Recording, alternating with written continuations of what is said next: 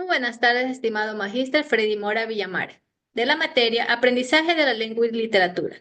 Recibo un cordial saludo de las integrantes del grupo número 2 del quinto nivel C6 de la carrera Educación Básica en Línea. El tema que vamos a sustentar es Comunicación y conocimientos en el aula, realidades y retos. Tema 1. ¿Cuáles son los principales desafíos que enfrentan los docentes al intentar implementar estrategias de comunicación efectiva en aulas con diversas realidades contextuales? Entre los factores que presentan los docentes es alto número de estudiantes en las aulas, dificultad para una atención individualizada y la retroalimentación. Es una barrera para una participación equitativa. Cabe destacar que en Ecuador se puede observar que la mayor parte de las instituciones fiscales mantienen un alto índice de alumnos en todas sus aulas, lo que impide una excelente comunicación entre el docente y el alumno. Además, no todos los estudiantes tienen la oportunidad de expresarse por el ruido y la falta de concentración que esto genera, para hacer preguntas y ser escuchados con atención. Podemos tomar como ejemplo una escuela en la ciudad de Guayaquil que tiene a cargo un curso con 48 estudiantes de octavo año de educación básica. La profesora intenta explicar el uso correcto de los conectores. Mientras la docente explica el tema, algunos estudiantes no logran escuchar por el ruido y muchos de ellos están distraídos. Además, sienten que la clase no les llega directamente. ¿Cómo influyen los factores socioculturales y económicos de los estudiantes en la eficacia de los procesos de comunicación en el aula? Actitudes discriminatorias a grupos de diferentes culturas, ambientes poco inclusivos, acceso ilimitado a recursos escolares, tecnologías e Internet. Destacar que esto influye para crear un ambiente poco inclusivo, donde algunos estudiantes sienten que su voz no es valorada o que deben ocultar su identidad para ingresar. Además, la condición económica y el acceso a recursos, donde muchos estudiantes ecuatorianos provienen de hogares con ingresos bajos por su situación económica. ¿De qué manera los propósitos de la comunicación se pueden ver afectados o transformados por los contextos en los que se aplican dentro del aula? Puede afectar, informar, motivar, orientar o evaluar. Factores socioculturales, económicos y lingüísticos. Los contextos obligan a una transformación y adaptación. Un enfoque sensible al contexto permite que la comunicación siga cumpliendo su función educativa, formativa e inclusiva, promoviendo aprendizajes significativos y relaciones pedagógicas saludables. Conclusiones. El elevado número de estudiantes por aula en Ecuador representa un obstáculo significativo para lograr una comunicación efectiva entre el docente y el estudiante. Esta situación afecta directamente la calidad del proceso educativo y dificulta la atención personalizada. La sobrecarga docente, el ruido constante y la falta de seguimiento individual genera la falta de compromiso y reduce la motivación del estudiantado. Tema 2. ¿Qué estrategias innovadoras pueden utilizar los docentes para ayudar a los estudiantes a desarrollar habilidades de organización de conocimiento en contextos educativos diversos? Entre ellas tenemos estrategias innovadoras que faciliten la comprensión, mapas conceptuales para organizar ideas visualmente, aprendizaje basado en proyectos. Se enfoca en lo aprendido con problemas reales de la comunidad, promoviendo la colaboración y el trabajo en equipo. La enseñanza debe incluir los contenidos a los estilos de aprendizaje de cada estudiante, de acuerdo a sus necesidades, y las tecnologías educativas ofrecen herramientas interactivas para organizar el conocimiento de forma dinámica. Finalmente, las técnicas de enseñanza activan como los debates, fomentan la participación y el aprendizaje colaborativo, creando un entorno inclusivo y significativo. Una docente de Ciencias Sociales en una entidad educativa de Cotopaxi enseña a los estudiantes de séptimo año, quienes provienen de diferentes comunidades indígenas y tienen el quichua como lengua materna. Para realizar la tarea los divide en grupos y les asigna una región del país. Cada grupo crea un mapa mental colaborativo usando cartulinas, iconos, palabras, claves y quichua y español, y recursos visuales que representan la geografía, fauna, clima y cultura de su región. Los mapas conceptuales se refuerzan frente de todos los grupos, lo cual refuerza la síntesis de la información, el trabajo en equipo, la valoración cultural y la organización visual del conocimiento. ¿Cómo se pueden adaptar los esquemas de organización del conocimiento para atender las necesidades específicas de estudiantes con diferentes estilos de aprendizaje? Para estudiantes visuales podemos utilizar mapas conceptuales, infografías y esquemas. Para estudiantes auditivos podemos utilizar explicaciones orales, grabaciones y discusiones. Para estudiantes kinestésicos podemos utilizar actividades prácticas manipulables y proyectos. ¿De qué manera los procesos básicos del conocimiento se ven afectados por la falta de recursos dentro de las aulas? Dificulta para captar y retener información. clases menos interactivas y poco motivadoras. Conclusiones. El elevado número de estudiantes por aula en el Ecuador representa un obstáculo significativo para lograr una comunicación efectiva entre docente y estudiante. Esta situación afecta directamente la calidad del proceso educativo, al dificultar la atención personalizada, limitar la participación activa y generar ambientes poco propicios para el diálogo pedagógico. Tema 3. Morfosíntesis y la oración. Primera pregunta. ¿Cuáles son las dificultades más comunes que experimentan los estudiantes al aprender morfosíntesis y cómo pueden los docentes abordarlas en contextos de alta diversidad lingüística? El aprendizaje de la morfosíntesis puede ser desafiante para los estudiantes, especialmente en contextos lingüísticos diversos.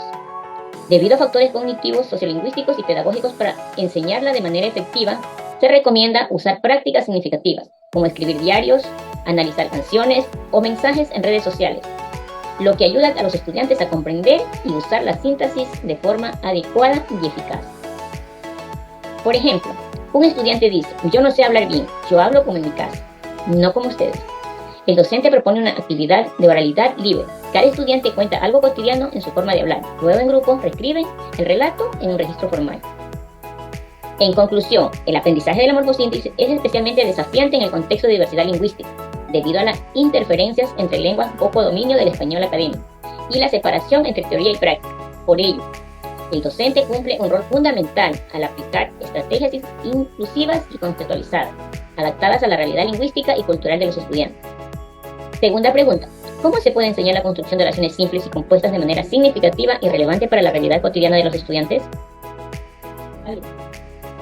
Proponer actividades con la redacción, relatos personales, microcuentos o diálogos, en los que utilicen conscientemente oraciones simples y compuestas, como por ejemplo, una oración simple: me levanté tarde. Una oración compuesta es: me levanté tarde y llegué corriendo a la escuela. En conclusión, enseñar gramática de forma simple y significativa, conectándola con la realidad diaria de los estudiantes, facilita la comprensión y mejora sus habilidades comunicativas. Por eso es fundamental que los docentes usen estrategias creativas y conceptualizadas que promuevan un aprendizaje activo y útil en contextos reales. Tercera pregunta. ¿De qué forma la realidad conceptual de los estudiantes influye en su aprendizaje en la morfosíntesis? Influye de manera significativa, sabiendo que el lenguaje no se adquiere de forma aislada, sino en constante interacción con el entorno social, cultural y lingüístico en el que cada individuo se desenvuelve.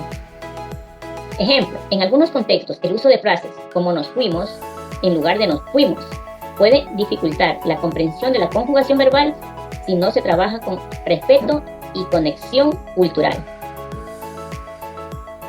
En conclusión, la enseñanza de la morfosíntesis debe tener en cuenta la realidad contextual de los estudiantes, como su entorno sociocultural, idioma nativo y experiencias previas. Adaptarse a estas realidades permite una enseñanza más inclusiva, significativa y conectada con la vida de los alumnos. Semántica y sus componentes.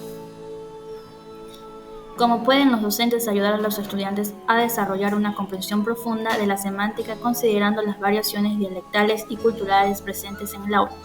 Los docentes pueden desarrollar la comprensión semántica en los estudiantes incorporando la diversidad cultural y lingüística del aula, utilizando ejemplos y textos que reflejen sus realidades. Esto permite que los estudiantes aprendan a reconocer y respetar distintas formas de hablar. Ejemplo. La profesora Carmen, a través del análisis de un texto literario que refleja la diversidad lingüística y cultural, pide a sus estudiantes que lean el poema y luego discutan en grupos sobre el significado de ciertas palabras y expresiones que se utilizan en el texto. Durante la discusión se fomenta la reflexión y el análisis crítico del lenguaje. En conclusión, integrar la diversidad cultural y lingüística en clase ayuda a los estudiantes a valorar su identidad respetando otras formas de expresión y comunicarse de forma clara y significativa. ¿Qué estrategias son efectivas para enseñar los componentes de la semántica en contextos donde los estudiantes tienen diferentes dominios del lenguaje? Para enseñar la semántica en un grupo donde no todos los estudiantes tienen el mismo nivel de lenguaje, es recomendable utilizar recursos visuales como dibujos, imágenes o gráficos que representen las palabras, ya que eso hace que sea más fácil entender el significado. Ejemplo. En una clase de lengua y literatura, la profesora pide a los estudiantes que trabajen en pareja y creen un juego de qué significa, donde cada palabra escribe o una frase y la tarjeta tiene que adivinar su significado. Luego se discuten las diferencias, interpretaciones y se exploran conceptos de denotación y connotación. Esta actividad fomenta la discusión y el intercambio de ideas y la comprensión de la semántica de manera interactiva y divertida. En conclusión, adaptar el lenguaje y usar recursos visuales, promover dinámicas colaborativas, permiten que los estudiantes usen mejor el lenguaje y fortaleciendo su confianza. ¿Cómo pueden aprovechar los componentes de la semántica para un aprendizaje significativo en los estudiantes teniendo en cuenta las realidades contextuales? Relacionar el significado de la palabra con situaciones cotidianas permite una comprensión más profunda y útil del lenguaje. Ejemplo, el docente quiere enseñar a sus estudiantes sobre la importancia del contexto en la semántica, utilizando de ejemplo la palabra fuego. En un contexto, fuego puede significar una llama que calienta, pero en otro contexto puede significar energía. El docente pide a los estudiantes que piensen en diferentes situaciones en las que se utiliza la palabra fuego y cómo cambia su significado según el contexto. En conclusión, usar ejemplos reales y promover el diálogo facilita la comprensión de la semántica. Y las interrogantes a responder son: ¿de qué manera se puede integrar las realidades contextuales de los estudiantes en la exploración de los contenidos de lengua y literatura? Estos contenidos se pueden integrar a través de la malla curricular, obviamente con la selección adecuada de la pedagogía que reconozca la diversidad lingüística de los estudiantes. Es decir, que el profesor tiene que adaptar su malla curricular de acuerdo a las necesidades contextuales que estén presentes en el aula de clase para que los estudiantes se puedan identificar con la asignatura y ellos puedan ser inclusivos y participar de una clase que mediante debates y a través del aprendizaje colaborativo. Este nuevo modelo o enfoque que los docentes pueden implementar a las clases permite que los estudiantes puedan adaptarse de manera homogénea al entorno que los rodea de clase. Y un ejemplo claro que nosotros podemos hacer al integrar esas realidades es cuando nosotros pedimos a los estudiantes que traigan amor fino, dichos, canciones o tradiciones de su cultura para que los demás escuchen y ellos puedan aprender también de esa cultura y ellos también se puedan sentir identificados y no excluidos. Por eso es que un ejemplo claro es de decirle que traigan canciones, trajes, y pueden traerlo figuras literarias que representen su lengua y su cultura para que ellos puedan sentirse orgullosos. Como segunda interrogante tenemos las estrategias prácticas que podemos utilizar los docentes para superar las barreras que dificultan la enseñanza de los contenidos de la lengua y literatura en el subnivel básico elemental, especialmente en los contextos de alta vulnerabilidad. Como docentes nosotros debemos priorizar netamente el contenido que nosotros queremos impartir a los estudiantes. Esto implica incorporar maneras o léxicos locales, es decir, introduciendo palabritas. Si estamos en la sierra, decir los el guagua, o en la costa que se utiliza para decir un niño mijo, ¿sabes? Entonces, dialectos que nosotros podamos implementar al momento de la hora de clase para que la clase sea más autónoma.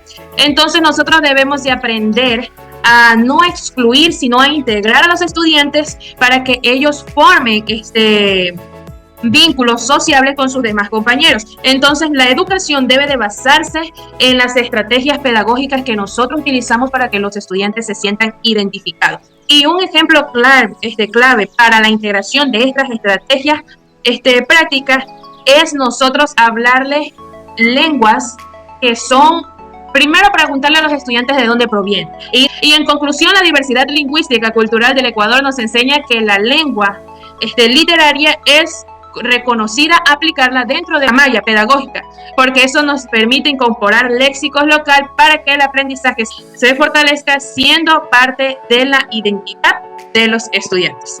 Como tercera interrogante tenemos cómo influye la falta de recursos en la exploración de contenidos de subnivel elemental. La falta de recursos didácticos en este subnivel puede influir negativamente en el aprendizaje de los contenidos y limitar la capacidad del docente para poder presentar conceptos de manera clara y efectiva y atractiva, porque hay que recordar que los estudiantes se aburren fácilmente. Entonces, si nosotros implementamos equipos de multimedia o de tecnología, entonces nosotros estamos captando la atención de los estudiantes y por eso favorece a la comprensión. Y para concluir, vemos que la ausencia de los recursos en este subnivel limita significativamente la calidad del proceso de enseñanza y aprendizaje. Si bien es cierto, las herramientas audiovisuales son muy necesarias, pero debemos de buscar las alternativas para nosotros poder solventar esa necesidad que tiene el estudiante. Muchas gracias.